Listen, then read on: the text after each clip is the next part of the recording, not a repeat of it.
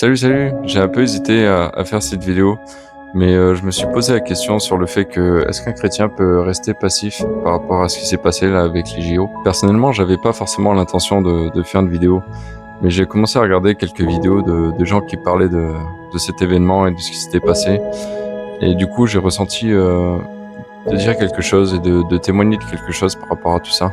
J'ai eu à cœur de faire cette vidéo plutôt sur le fait que, en tant que chrétien, comment est-ce qu'on doit réagir dans ce genre de situation. Il est important que, en tant que chrétien, on puisse commencer à accepter la vérité et ouvrir les yeux, parce que cette cérémonie des JO, c'était, il faut dire les choses, c'était une louange à Satan. Ils ont voué un culte à Satan devant le monde entier. J'ai vraiment à cœur de faire comprendre une chose, c'est que il y a beaucoup de chrétiens qui pensent que le diable n'a plus d'emprise sur ce monde et qui ne réalisent pas vraiment tout ce qui se passe. Et là, on a un bel exemple sur le fait qu'il est temps d'ouvrir les yeux, il est temps de se remettre en question sur nos croyances, et il est temps de comprendre qu'en tant que chrétien, on a un rôle d'ambassadeur sur Terre, on a un rôle à jouer. On ne peut pas rester passif. Et je dis ça aussi dans le fait que moi, j'ai longuement hésité à vouloir rester passif en me disant que de toute façon, c'était écrit. De toute façon, là, ce qui se passe actuellement avec les JO, ça n'est que le début, ça va empirer, ça va vraiment empirer. Maintenant, moi, personnellement, en tant que jeune youtubeur, jeune influenceur, quelle est ma réaction? Parce que j'ai vu beaucoup de vidéos, beaucoup d'influenceurs, beaucoup de youtubeurs parler de ça. Et j'ai essayé de demander au Seigneur, mais pourquoi je le ferais? Tout le monde l'a fait déjà.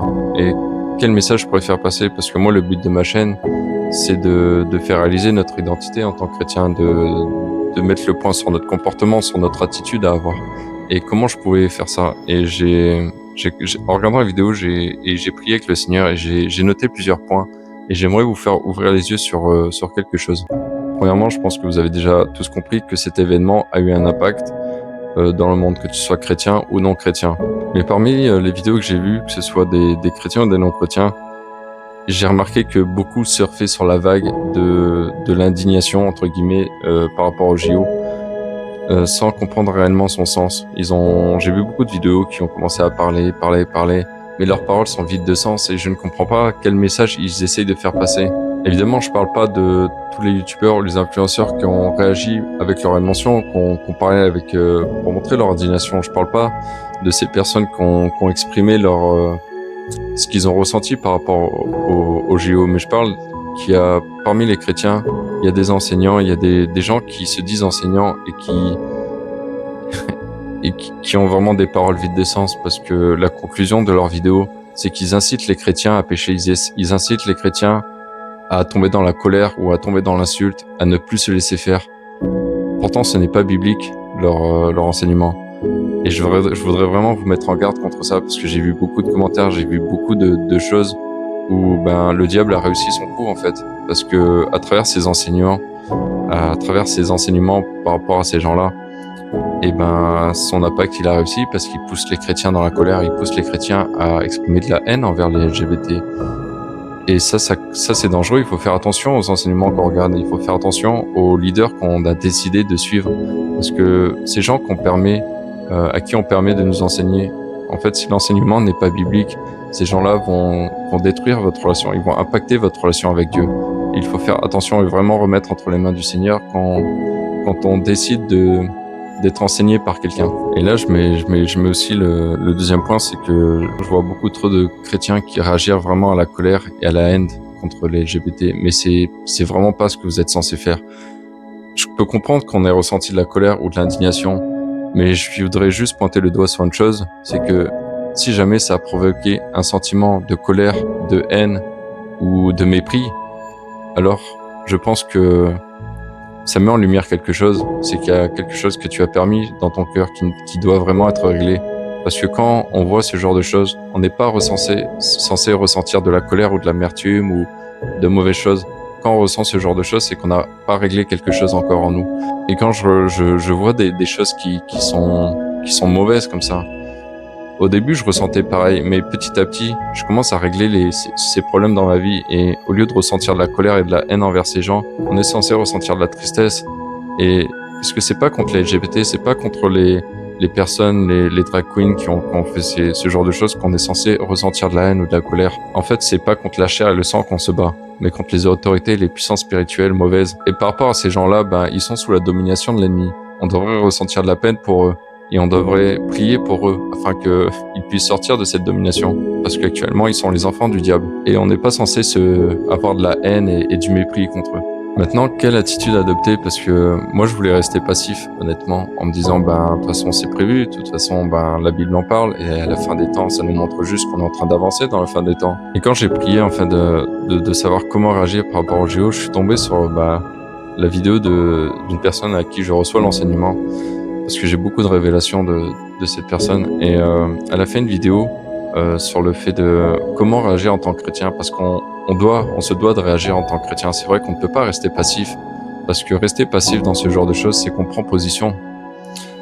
Et moi, j'ai décidé de prendre position pour Dieu. Je mettrai en commentaire le lien de la vidéo afin que vous puissiez vraiment regarder et accepter qu'on peut réagir différemment que par la colère et la haine. Parce que ça me fait prendre conscience d'une chose, c'est que quand le gouvernement de notre pays voue un culte à Satan, en fait, ça montre qu'on a perdu l'autorité. Et en tant que chrétien, on a tellement peu prié pour nos dirigeants, on a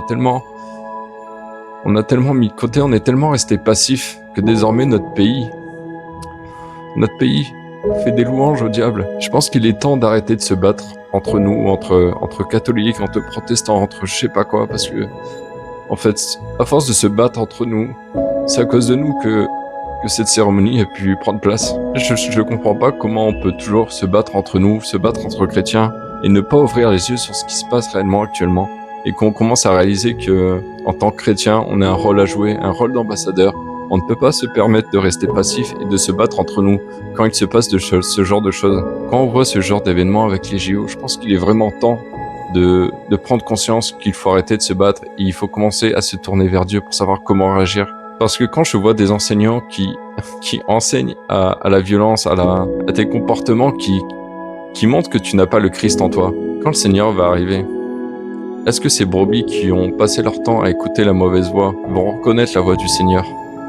C'est ça le danger. Et l'impact de cette cérémonie a eu vraiment un impact chez les chrétiens parce qu'on voit les chrétiens qui ont du fruit et on voit les chrétiens qui n'ont aucun fruit en eux.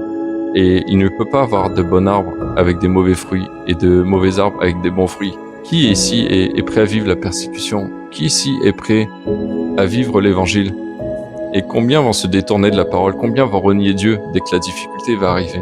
Et ça, je le prêche aussi à moi, parce que il est vraiment temps qu'on se soumette à Dieu pour que notre pays voue un culte au diable. C'est que vraiment, on a permis beaucoup trop de choses dans ce pays. Et même si je suis chrétien que depuis 2 ans, je me sens aussi responsable de ne pas avoir accepté la parole depuis que je suis petit, d'avoir toujours rejeté le Seigneur. Et je voudrais vraiment dire qu'on a un moyen de s'opposer au diable. Et pour s'opposer au diable, il faut juste se rapprocher de Dieu. Mon frère, ma sœur, pour toi être chrétien, est-ce que c'est un titre ou c'est ton identité? Un chrétien, c'est censé être dans l'amour. Et on n'est pas censé réagir. Je vous en prie, ne faites pas le jeu du diable. Notre combat n'est pas contre la chair et le sang. Notre combat est spirituel. Et je peux comprendre que ça peut être difficile pour certains. C'est pour ça que je vous invite à commencer votre relation avec le Seigneur, à vraiment commencer à accepter le Christ, parce que la foi, c'est un processus. Grandir avec Dieu, c'est un processus. Avoir une relation personnelle avec le Seigneur, c'est un processus. Vous avez vraiment besoin d'avoir cette relation avant que la difficulté arrive. Parce que quand la difficulté arrive et que vous n'avez pas la foi, alors mon frère, ma soeur, je peux t'assurer que j'ai vécu certaines difficultés. Et quand tu les vis et que tu n'as pas la foi, je peux t'assurer que c'est vraiment très dur. Il faut se préparer avant que la difficulté arrive. C'était pas prévu, mais vous voyez, je ressens encore une fois de dire une dernière chose, c'est que est-ce que je suis celui que Dieu m'appelle à être? Est-ce que je fais sa volonté? Est-ce que je suis dans l'amour? Est-ce que je suis dans le pardon? Est-ce que je marche avec sa sagesse, son intelligence? Je vous invite vraiment, avant de faire quoi que ce soit, avant de dire quoi que ce soit, avant de prendre des actions, de vraiment prendre un temps avec le Seigneur, de vous, peut-être par le jeûne, peut-être par la prière, peu importe.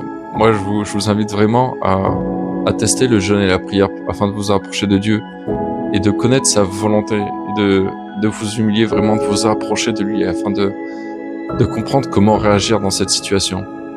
Parce qu'il faut pas rester passif. Je sais pas comment terminer cette vidéo, mais je vous souhaite de tout mon cœur de comprendre ce qui se passe actuellement. Voilà, c'est tout pour moi. Bisous.